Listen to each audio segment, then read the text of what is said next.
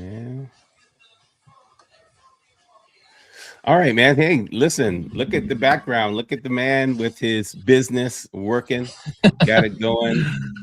Listen, I'm excited to see. It's been a little bit. So fill me in what's Yeah. happening. You got people busting around, moving around, bustling. Yeah, it's lunchtime. Seeing Activity. cars rolling in. I had to turn my back to the thing because if I see people when I start stressing out, I feel like I have the need to hop in there.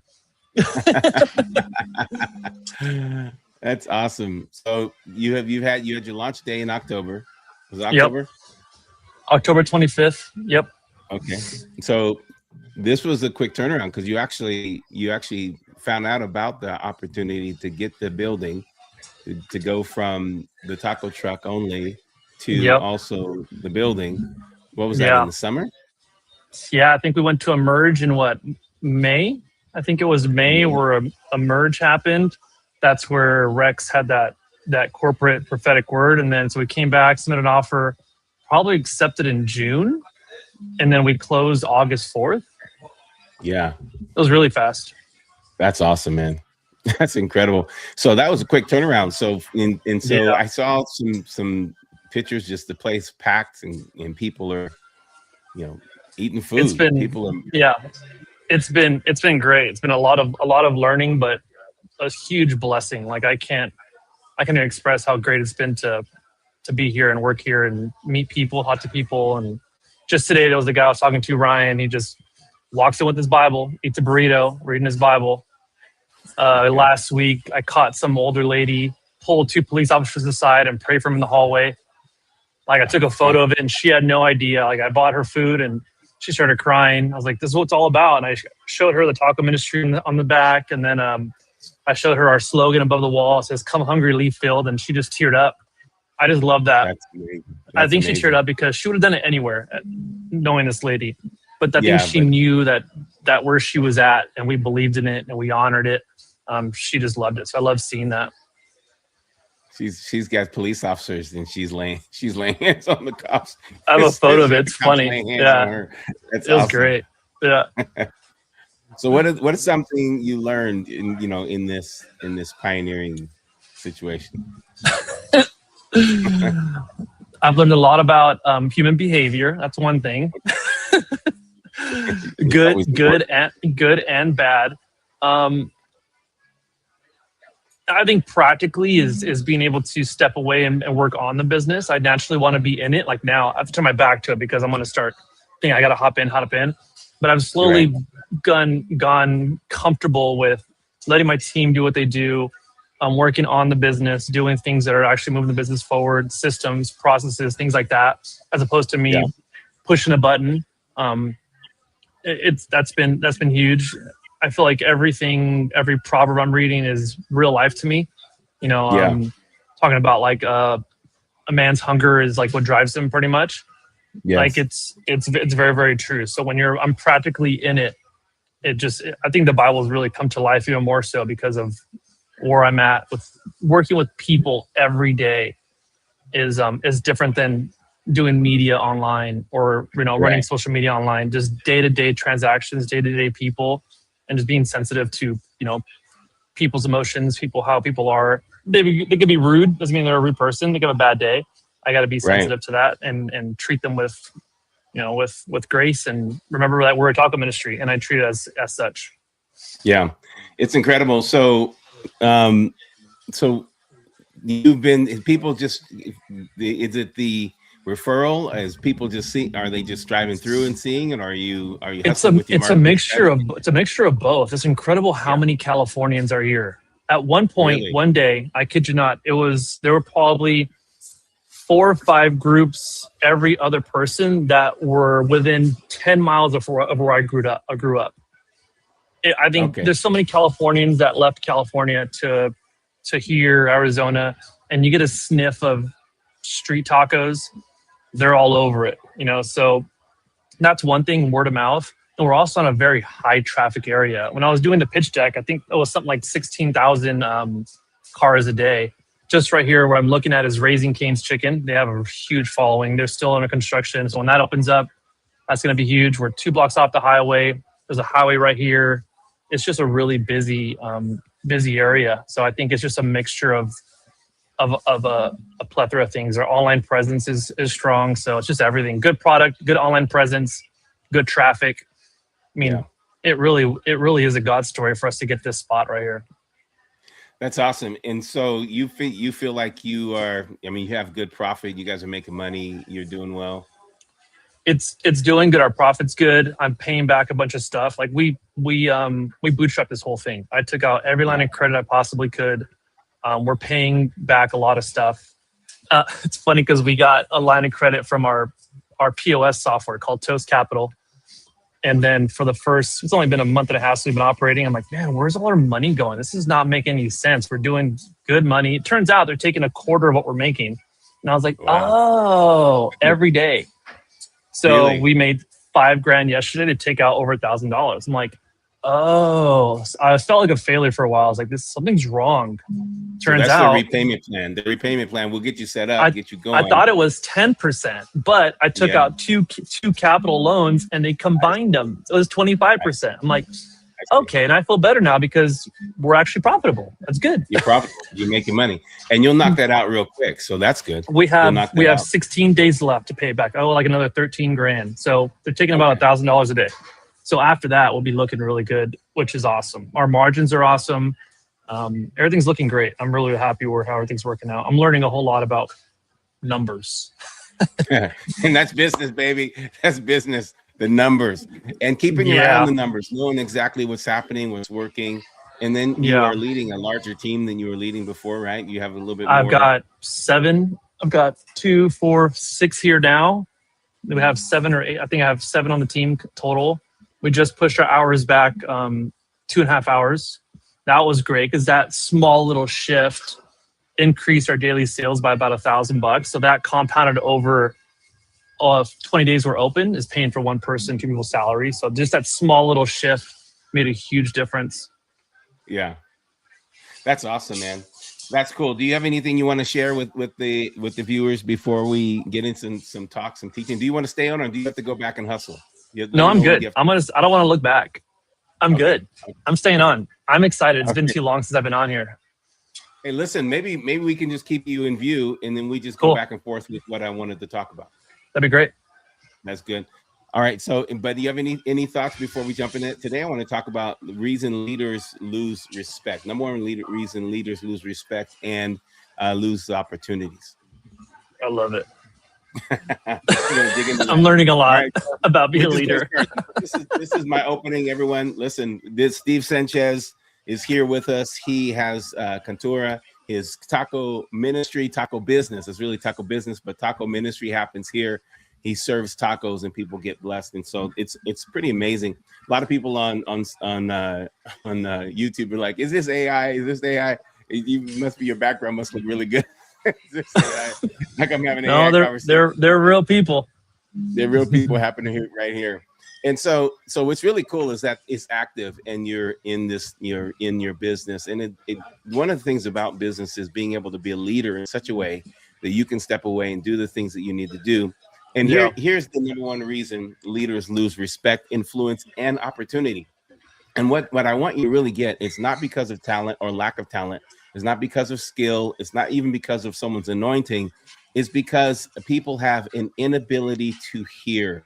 Listening skills, developing your listening skills. And when you don't take time to develop your listening skills, you'll miss the real issue, the real problem. And so inattentive listening is really what I want to talk about today, Stephen. So when you and I have been in conversations, we really pay attention to each other. We take notes. And what I really like when we're in conversation, you go back and you usually have some kind of something recording or something listening, so you can go back and get the transcript, and you look through them, and then you'll do that. But a lot of people don't listen to the point that they hear and hear again. So inattentive listening is not rebellion, it's mishearing. And that's what people are encountering right now. We're encountering people so distracted with their phones, distracted by other things, that they're not actually paying full and complete attention. Stephen, one of the things that I don't think I sent this reel to you, but I found out that there's a strategy in script writing right now, which is to kind of dumb down your script for the sake of second level hearing. meaning I'm watching something and I'm reading or scrolling at the same time. So I can't actually like write a script in such a way that is going to actually create, an intensity that needs detail and attention. And that's a problem for our society. What do you think? I agree. I've heard someone say, when it comes to scripting the emails, assume that they're drunk reading it in the back of a car. So single lines, spaces, so I can just read it really quickly. If you look at my captions on my Instagram page, I write them like that. Rather than doing one long paragraph, we get turned off by that. If you have punchy one-liners, one-liners. And I'm working the SOPs here. I'm working with our kitchen manager, and it sounds bad, but like we have to assume everybody's an idiot. They're not idiots, but assume that they are, so that anybody I grab up the street and I plug them in there, they can pick it up and look at it. Turn on grill, check. Turn on extractors, check. All that stuff. And it's just, I don't want you to be a robot. I want them to be able to use their brains, but the systems, like you and I you were coaching me on, the systems run the business and the people run the systems, and they have to assume that they're not very sharp, but they really are. Yeah, and you do that, and that's been the key success to all franchises is the fact that you can put anyone in a position. It doesn't take a specialized skill to do this aspect, and if it does, we need to that's upper echelon, or we need to break that down into a system that helps. And so I think that is a powerful thing, and I love the idea. I never thought about that before. I'm glad you shared that. Is that assume that they're drunk in the backseat of a car reading this? that changes everything. My writing is going to change in my emails.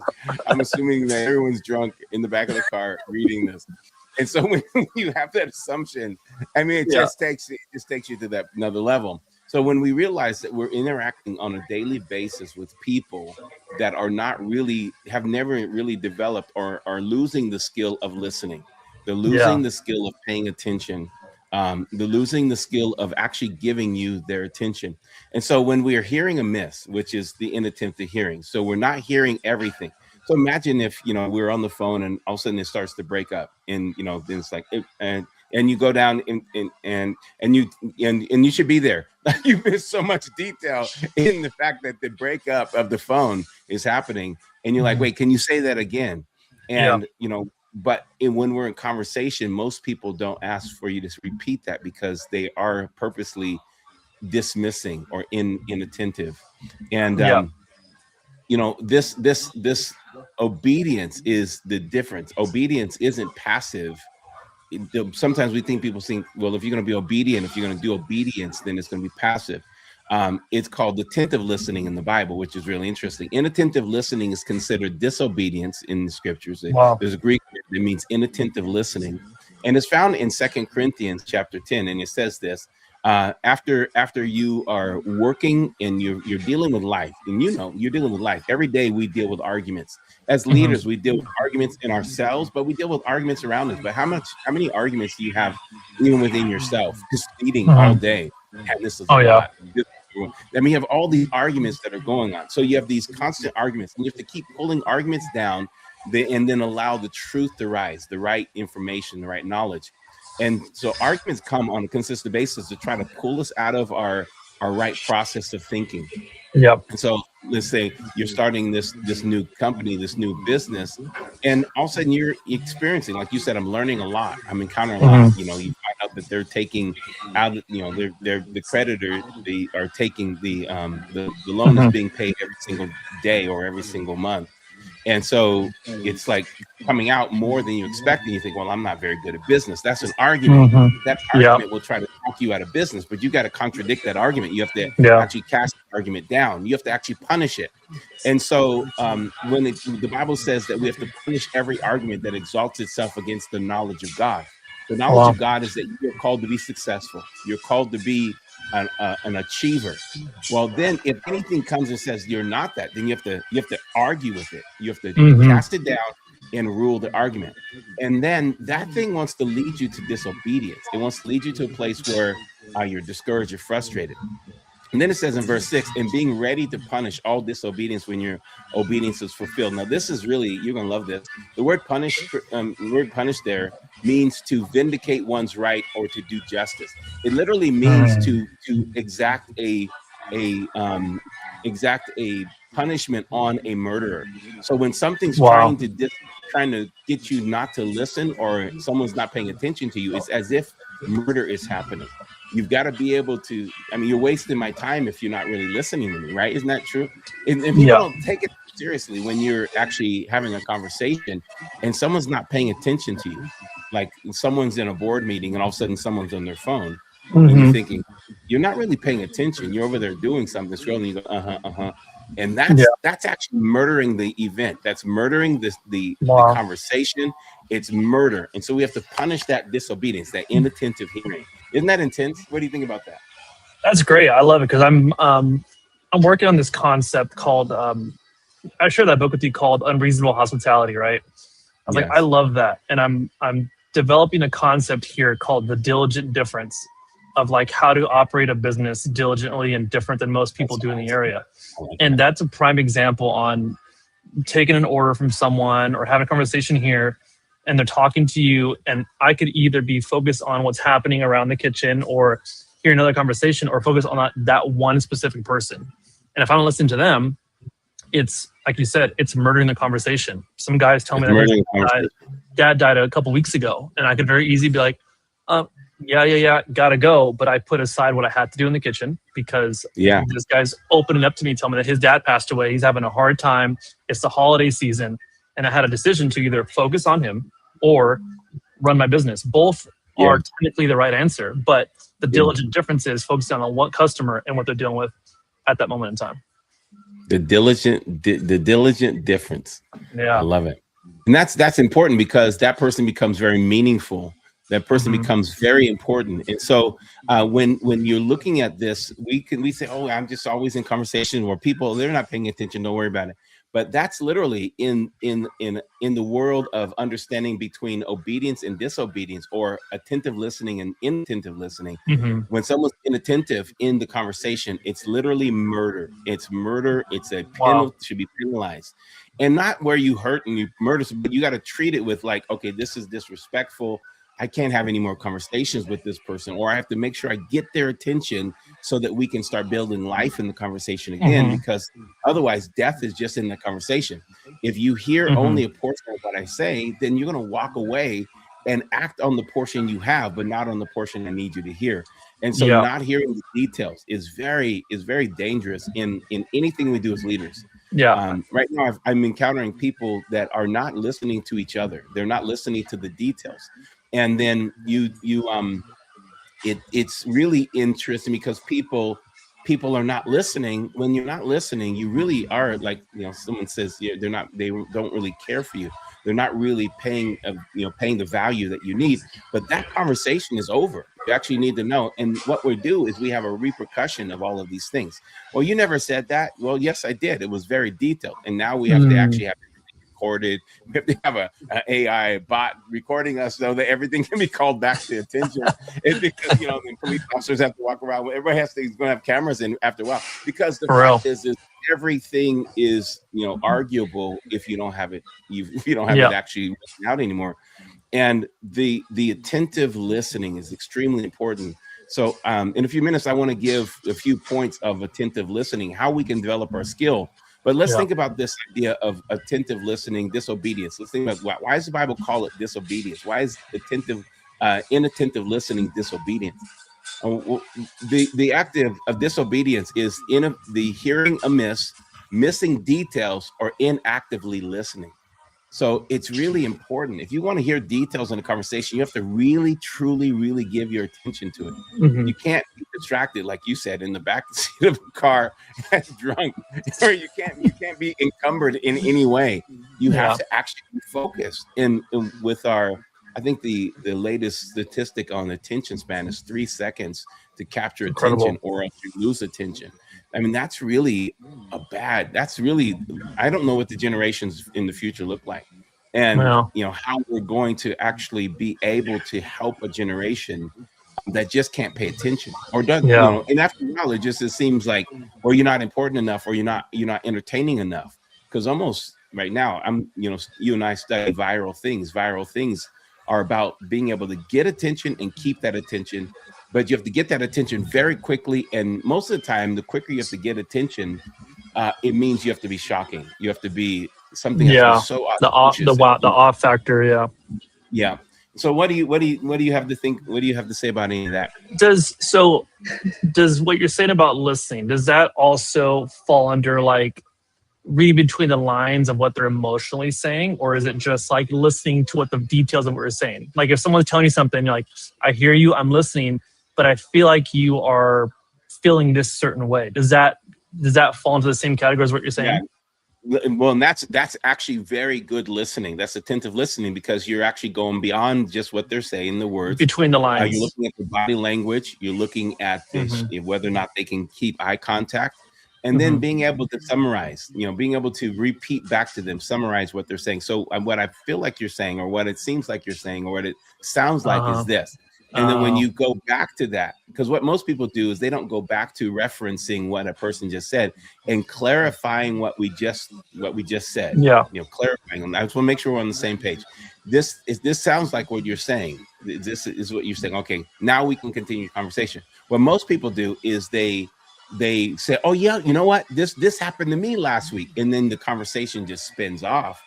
And they start telling their story, and instead of going, I heard your story, I want to make sure you know that I heard your story before I interject as if I'm relating to your story. So we feel like, we just jump off, and often that never comes back to the listener. It always takes off with the talker. And so we have to get to that place where we are in that space where we're paying attention enough to where we could actually summarize back to them and go, this is what I hear you saying, and this is what I feel you're really saying to me, or this is, and then really paying attention to where their feelings are in it, because a lot of people don't know how to express their feelings anymore. They don't, because we're just like, I think emojis are very fun, but emojis have taken away our ability to articulate. I mean, to actually get down and actually say, this is how I'm feeling. So we'll just put this on. Up, right? Just, all of these shortcuts. Or they know, it seems they know how to express it, but not face to face. People express it and dump all their stuff on social media, Google reviews. It's like a safe space where there is no human interaction, probably fear of like a repercussion or a real conversation. And I think that a real conversation, and like you said, repercussions, accountability. And if we keep getting away with things that are just loosely, kind of raveled together, and we are constantly ranting, there's no accountability. We are kind of set up in a realm where only certain people are accountable and other people are not. And so that also opens up the door for us to have inattentive listening or disobedient hearing. And a disobedience is not like you're bad. It's not a way of like someone trying to be bad or someone trying to do something awful to you. They just are not. They're missing details. They're not listening for the details. And we have that in our businesses often. And we have things that go array and mess up because we just don't have people that are paying that close of attention. Sometimes I'll be in I find myself doing this. I'll share this big long thing, and then someone will come in and they'll hear it, and they're not actually hearing what I said, and so they'll say something different, and I'll say, no, wait, I have to repeat to you what I just said, and then finally I have to just break it down to bullet points, because people aren't able to disseminate knowledge from a conversation. And it has to be such a pointed, like you said, one-liner, that people can go, okay, it's one-liner. It's like this idea, the realm of idealization or ideas or ideals is really weird. You have to actually go random and just almost be bullet point to actually get your point across, and you have to be repetitive. So you probably count on that, when the more you're dealing with in your business, the more leadership, because this is a leadership problem I'm finding. Leaders are also bad listeners. So if you have an employee that's a bad listener, that's one thing. But if you're a leader that's your bad listener, you're not even paying attention to your employees. You're not paying attention attention to your customers. I love how you stopped and you said, I need to pay attention to my customers.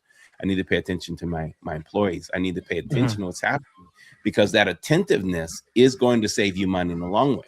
In the long run, people always dismiss, or they relinquish in leadership.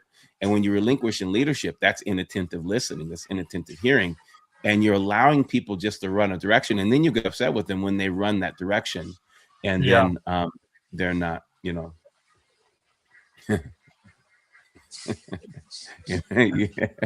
I'm just like, yep. So yeah. So success comes from attentive listening, hearing and understanding details, understanding cues, conclusions, and a call to action. So that's very important that we have that. You know, we have the cues, conclusions, and call to action. And I think as leaders, we have to be people who can come to conclusions, but we also have to be people who can help people come to conclusions. Because if a person doesn't come to a conclusion, they can't take the action.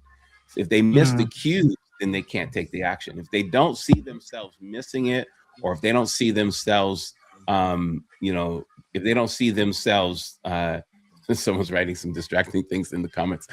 I'm gonna get out of that for a second.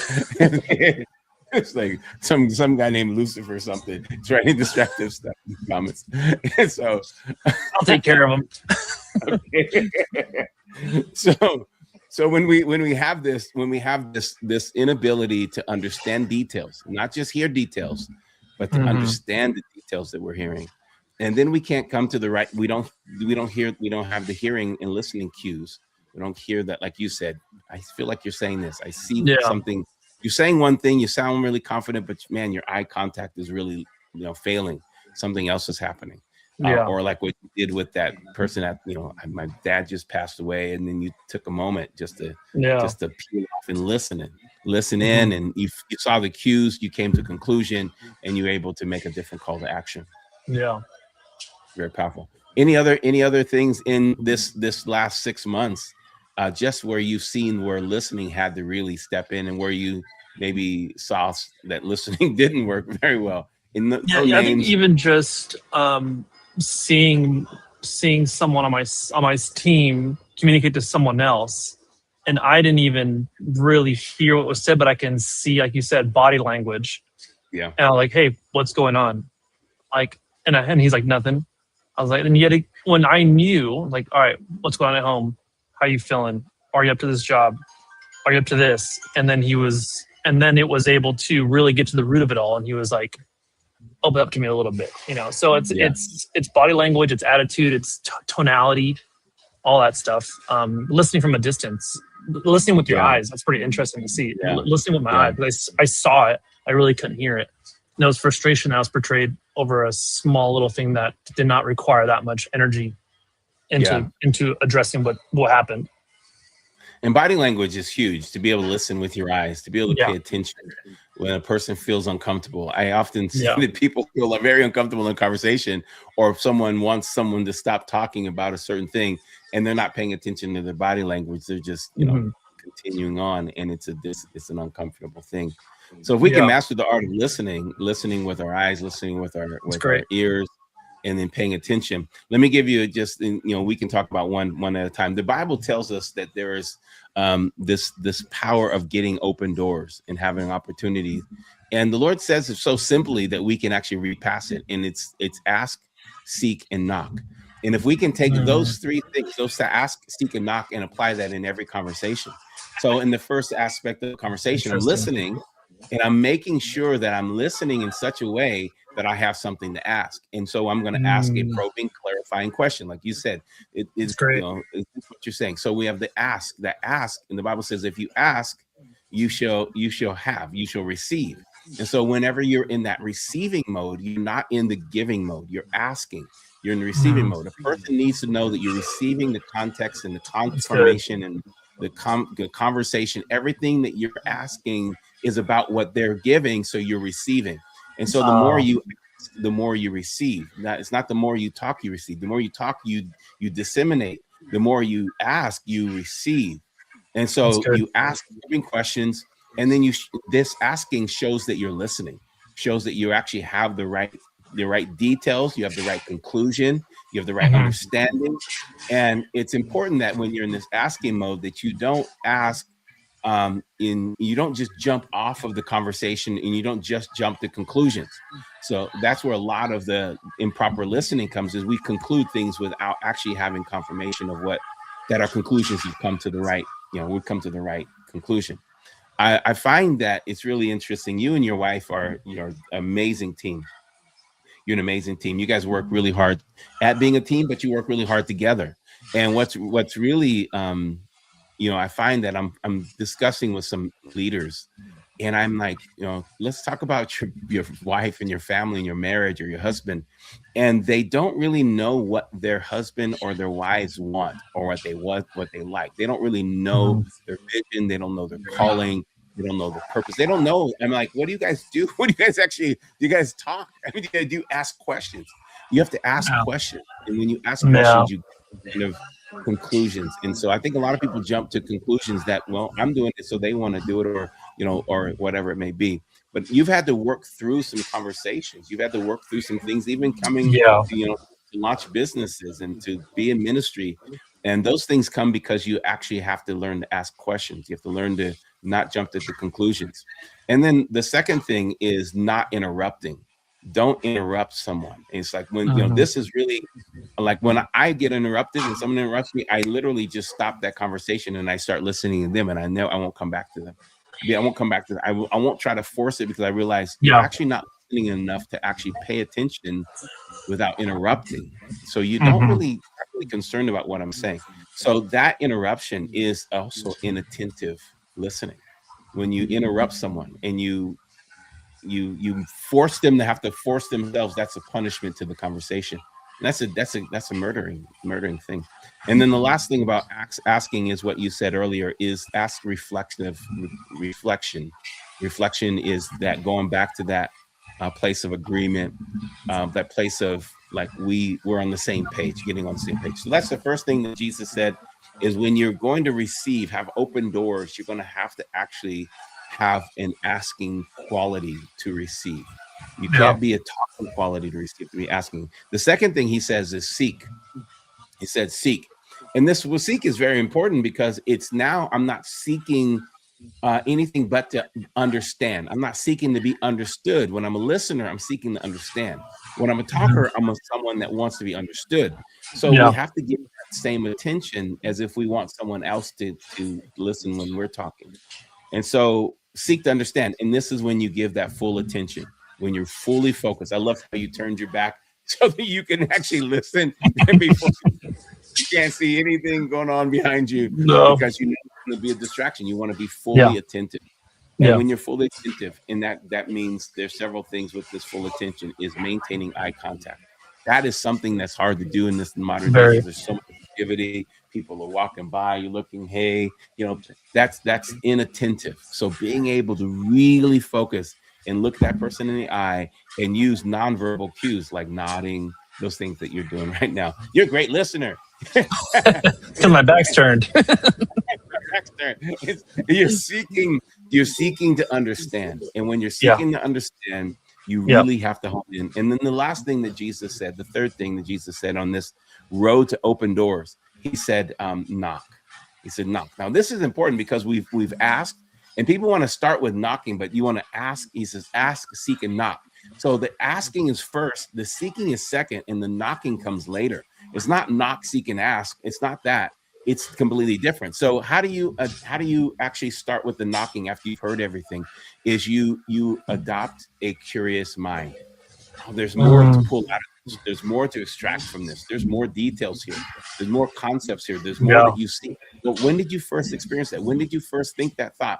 How did you do this? So we dig deeper, and we go deeper, we dive deeper, and we then we go from that curious thought. Then we're going to break down the summary. I like reading books. After I read the chapter, it has like a little bullet point summary. We break down the summary.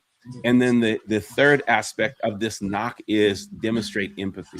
Make sure if they're feeling a certain way, you feel that way, right? You cry with those that are, you might not have to get the tears, but you just feel what they're feeling. And like you did for that gentleman. I love that you opened up that door, that conversation today with, this gentleman had this problem when his father passed away.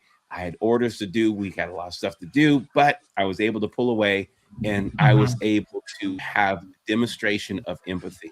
I can feel what you're going through. I can feel that you're going through something. So that means that when we're knocking, we're curious. When we're knocking, we're summarizing. And when we're knocking, we're feeling what they're feeling. We're now. So those are the three things that I wanted to share today with the peeps. And I'm glad that you were able to jump on. This has been a fun time for me. Any thoughts you want to give on this? I think the knocking is a component that people can miss very easily. Listening and responding is not natural, but it's taught all over the place. The knocking, discovering is like, I'm thinking back to the conversation I had with one of my staff members. Like, I forgot to knock. I didn't ask, like, hey, when did you first think you were adequate for a position? When did you think about this? I get it. I've been there too. It takes a process to get from here to here and talk to your team this way. That's a crucial part, because then it goes even deeper as to, he didn't just hear me. He was listening and understands me. I mean, people always want to hear, me too. Like an addict, me too. I've been there too. Or someone was abused. Yeah, I've been there too. So knocking is a component that I'm definitely going to implement in the future. I think that's crucial. That's awesome. Ask, seek, and knock. And that's the way we receive and we step into. So this was the number one thing I think that, especially as we move forward, we're having a lot of people with rhetoric and ranting. So not a lot of listening skills, a lot of talking skills. So we're going to become better leaders and stronger leaders. Man, it's been good to see you, Stephen. I missed you, missed hanging out with you, missed seeing you. And I know. I'm on a mission to get back on. Yeah, and so this, if you can, you and I will talk offline, but if you got to get back and no, I'm good. I have a small little eye on the line right there. We're good. Okay. Good. I'm not fully turned away. You can see a little bit. You can see in the reflection. Yeah. That's awesome. That's awesome.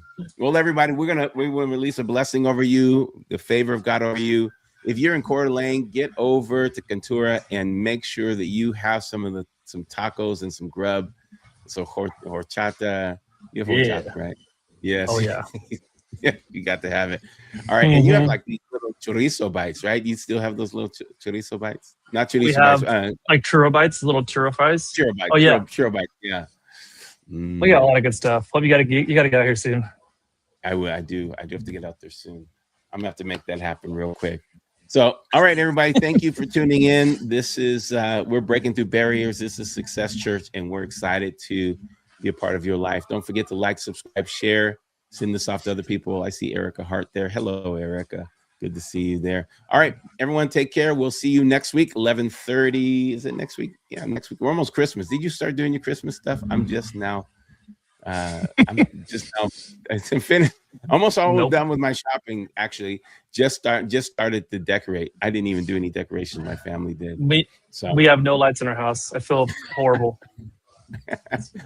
You have it all. You have it all there, right there. Yeah. So, all right. We'll talk to you guys soon. We'll see you next week. Thanks, everyone.